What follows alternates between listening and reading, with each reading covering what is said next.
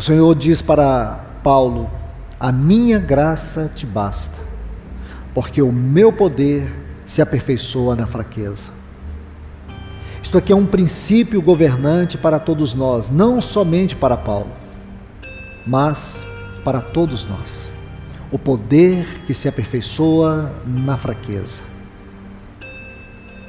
Se nós abrimos as nossas Bíblias em 2 Coríntios capítulo 11, a partir do versículo 23, não precisamos fazer isso agora, nós vamos ver como Paulo descreve essas fraquezas, essas lutas, essas privações, provações, açoites, perseguições, tudo aquilo que ele sofria na sua própria carne, por amor a Cristo. E ele vai dizer que o sofrimento mais profundo, mais agudo, mais angustiante, não eram esses, não eram os açoites, não eram as prisões. É quando ele sofria por um irmão que tropeçava. Ele sentia os seus ossos doer. Ele sentia como que um fogo que o queimava por dentro. Então tudo isto define a palavra fraqueza na vida de Paulo. Não era uma fraqueza moral. Era a sua própria incapacidade em lidar com esses sofrimentos. Mas o Senhor deu a ele um batismo, o mergulhou na sua graça. Aí ele pôde compreender o poder da graça. E foi isto que o habilitou, o capacitou a cumprir a sua carreira, cumprir cabalmente o ministério que ele recebeu do Senhor, a carreira que lhe foi proposta. Agora nós vamos tomar um outro exemplo. Eu creio que isso é muito importante, irmãos, porque os aspectos destes exemplos que estou estudando com os irmãos e que ainda iremos estudar, são práticos. Demonstra a nossa realidade do dia a dia, os conflitos que vivemos. Porque os conceitos que nós temos para viver a vida cristã celestial de maneira elevada, são conceitos estritamente bíblicos. Nós temos que ser cuidadosos. Nós não temos que ler o livro do Steve Jobs ou de outros aí, que para este mundo tiveram uma grande projeção de sucesso para nós aprendermos princípios e aplicá-los à nossa vida. Nós não temos estes homens como referência. Você não precisa gastar um segundo da sua vida para ler a biografia desses homens, que o mundo admira, que o mundo está aos seus pés, para você conhecer o que é uma vida de sucesso. Não é uma vida de sucesso que nós buscamos. Nós buscamos uma única vida. Uma única vida. Nós buscamos Cristo. Nós buscamos ganhar a Cristo e ser achado em Cristo. Nós buscamos Ele como nosso padrão, como nossa vida, como nosso tudo. Então o nosso padrão não é terrenal, é celestial. Isso é um conflito, porque a nossa alma, a nossa carne, melhor assim, a nossa carne, o velho homem que ainda está presente em nós, ele busca tudo aquilo que ofende o caráter de Deus, a santidade de Deus, a glória de Deus. Há uma guerra dentro de nós. Paulo chama essa guerra ali em Gálatas capítulo 5, ele chama uma guerra de trincheiras. Nós estamos em uma terrível guerra, em uma grande batalha entre a carne e o espírito. Andar no espírito e não satisfazer os desejos da carne, porque a carne e o espírito militam. Então nós temos que ter clara consciência destes fatos dentro de nós. E aí você vai caminhando a sua vida do ponto de vista natural, e os conflitos surgem, as lutas surgem, e nós sofremos. Mas o cristão, ele não é como o ímpio, que sofre, porque a vida do ímpio é sofrer sem propósito, sofrer como consequência natural da sua vida, daquilo que ele é. O cristão não. Sofrimento na vida do cristão é didático. O cristão sofre quando ele vive na prática do pecado. Se ainda o pecado é cultivado, é praticado, o cristão vai sofrer. Aí o Senhor vai usar o agulhão, o Senhor vai usar circunstâncias, Ele vai usar o sofrimento como um instrumento de transformação. E o propósito do sofrimento no cristão que vive na prática do pecado é levá-lo ao arrependimento. O cristão também sofre por causa do seu ego. O ego que não converte, que não se rende, que não quebranta, que o torna altivo, soberbo. Então Deus vai usar o sofrimento para poder quebrantar este coração.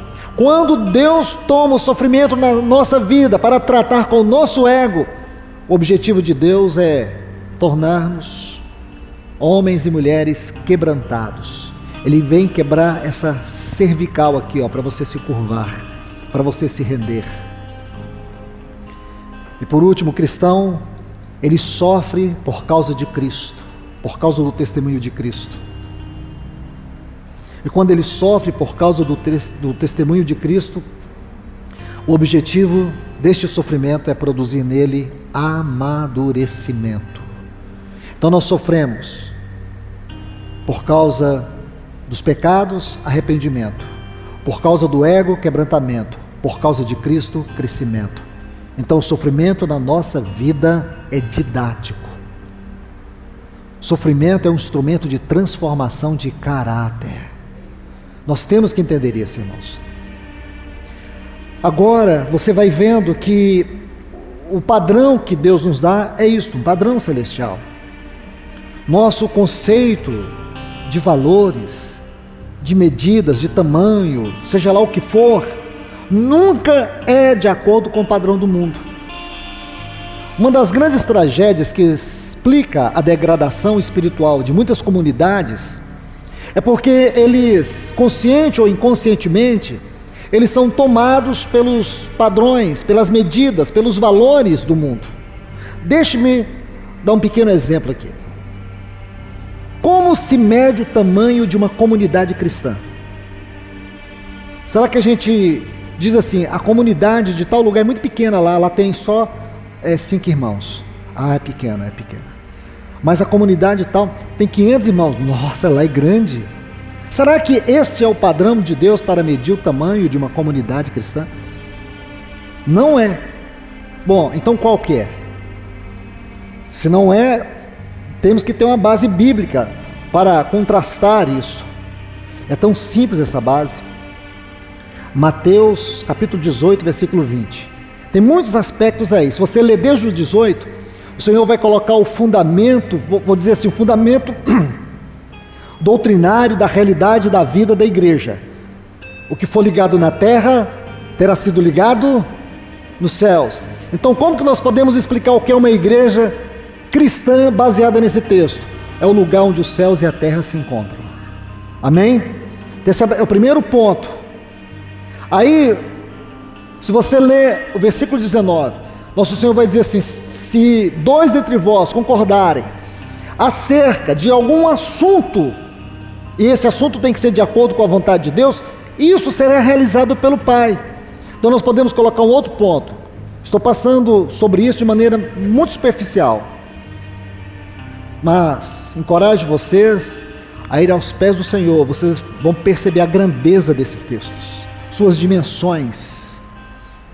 Então o que esse versículo 19 vai nos ensinar? É importante que a nossa vida de comunhão, ela tenha um reflexo da realidade daquilo que é a Trindade, para que a vontade de Deus seja sempre a nossa vontade, e que a vontade de Deus seja a nossa oração. Bom, esse é apenas um pequeno ponto que eu estou extraindo deste texto, porém tem muito mais. É porque eu quero chegar no versículo 20, e aqui o nosso Senhor vai dizer o tamanho da igreja. Qual é o tamanho da igreja? Como se mede o tamanho da igreja? Ele diz: onde estiver 2 ou 3 reunidos em meu nome. Então, primeiro, para que nós saibamos a dimensão da igreja, nós temos que, em primeiro lugar, ter a consciência para que a igreja, o povo de Deus, seja realmente uma realidade espiritual dos céus na terra, uma harmonia de comunhão terrena e celestial, é importante que ela esteja unicamente debaixo do nome do Senhor Jesus. Aí o Senhor vai dizer assim: onde estiver 2 ou 3 reunidos em meu nome, ali eu estou presente. Então o tamanho da igreja não é medido pela quantidade de pessoas, mas pela presença de Cristo entre eles. Amém? Porque a medida de Deus para nós é Cristo e não nós mesmos. Isso muda todo o nosso conceito, irmãos. Todo o nosso conceito. Se alguém um dia perguntar o tamanho da sua comunidade de irmãos, você vai dizer: o tamanho da nossa comunidade é o tamanho de Cristo. É a sua presença, é a medida da sua presença que determina o nosso tamanho. Então a primeira coisa que nós vamos fazer, nos preocupar, não é em indiscriminadamente encher o local de pessoas, mas encher o local de Cristo. A consequência, irmãos, é que as almas correrão a Cristo. As pessoas vão encontrar Cristo entre nós, e não um programa que tem que manter uma multidão ativa. Aí nós vamos ter que satisfazer os desejos da multidão. Aí, irmãos, vai precisar de técnicas. Aí você vai precisar ser criativo. Tem livros aí para isso. O líder criativo. Programas. Qual é a nova onda? A igreja vai entrar numa obsessão. E uma coisa está acabando e a outra já está começando. E você tem que se manter antenado no mundo gospel. Porque senão, irmãos, a multidão vai comer em outro pasto. E aí uma preocupação: quem é que sobrevive sem um estresse, sem uma depressão num contexto desse? Aí alguém vai escrever um livro sobre esgotamento espiritual, esgotamento de pastores, vai fazer pesquisa, tem pesquisa feita. E os índices são altíssimos, pastores em depressão. Como é que explica isso, irmãos? Pastores em depressão, depressão ministerial. Publica um livro desse aí, você vai se tornar famoso do dia para a noite, porque tem centenas, milhares de consumidores para isso, irmãos. Alguma coisa saiu fora do prumo. Sabe por quê, irmãos? A Bíblia diz que os que esperam do Senhor renovarão suas forças. É porque, sabe por quê? Eu vou só colocar um ponto, até porque eu não sou especialista no assunto, mas vou dizer algo para vocês. Uma das maiores causas de depressão entre os cristãos é porque eles pararam de esperar o Senhor. Porque você quer uma consulta de graça e transformadora que vai mudar a sua vida. Se alguém que estiver em depressão, você vai se libertar na hora. É simplesmente você colocar o seu anelo no Senhor e desejar a vinda dele todos os dias. Não tem depressão que vai corroer a sua mente. Não tem tristeza que vai te puxar para baixo. Você não vai ter fome de suicídio, você vai ter fome de arrebatamento. Então nós temos que mudar os nossos valores, irmãos. Sabe por quê? Transtorno de ansiedade, essas coisas todas que está assolando o mundo e também os cristãos, é porque nós estamos perdendo o padrão, nós estamos perdendo os valores, nós deixamos de buscar as coisas do alto, nós deixamos de buscar aquele que está sentado no trono. Irmãos, eu preciso te dizer isso. Depressão é uma doença que pode atingir a mim, a qualquer um de nós. Se você estudar a Bíblia, você vai encontrar homens de Deus que experimentaram depressão. Elias, 1 Reis capítulo 19, ele foi tomado de uma tristeza avassaladora, a ponto dele pedir a morte. Ele entrou num estado, num cárcere, e começou aquela autoacusação. É tudo isso que Satanás quer. Mas, irmãos, é só Deus abrir um pouquinho da janela celestial. Ansiedade, depressão, seja lá o que for, vai tudo embora, irmãos. Olha Jeremias. Você sabe o que é 40 anos você pregar e ninguém te ouve, ninguém te atende? Você imagina você ter uma congregação, você tem a palavra de Deus, Deus fala para você, vai lá e prega a palavra, mas a congregação não vai te ouvir. Aí Deus fala assim, vai até a congregação, pega um cântaro, põe na cabeça, sai correndo na cidade. Aí a congregação fala, nosso pastor ficou louco, esse profeta é louco, esse irmão perdeu o juízo, é ridículo, ele fazia coisas ridículas, ninguém ouvia, seus amigos abandonaram, ele era tido como um traidor, tudo se voltava contra ele. Aí um dia ele diz para Deus assim, vou parafrasear, me seduziste, Senhor, me enganastes, o Senhor me enganou, eu estou sendo uma chacota, o Senhor fez de mim uma chacota. Olha onde Jeremias chegou, irmãos. Ele começa a amaldiçoar o dia que ele nasceu, ele começa a amaldiçoar o seu nascimento, sua vida, tudo, porque a depressão, ela cega a sua mente, o seu sentimento, as suas emoções. Você começa a olhar para sua esposa, seu esposo, seus filhos, você perde a alegria de viver. Então, qualquer um de nós podemos passar por isso, mas o Senhor vai lá e coloca a mão assim na fenda da janela e abre. Aí Jeremias disse assim, mas só de pensar e não falar do teu nome, eu sinto fogo me matando por dentro. Ah, irmãos, é isso que nós precisamos. Não tire os olhos do Senhor. Pare de ficar olhando para o seu umbigo, deixe de ser umbigocêntrico. Passe a ter um olhar cristocêntrico. Vá aos pés do Senhor.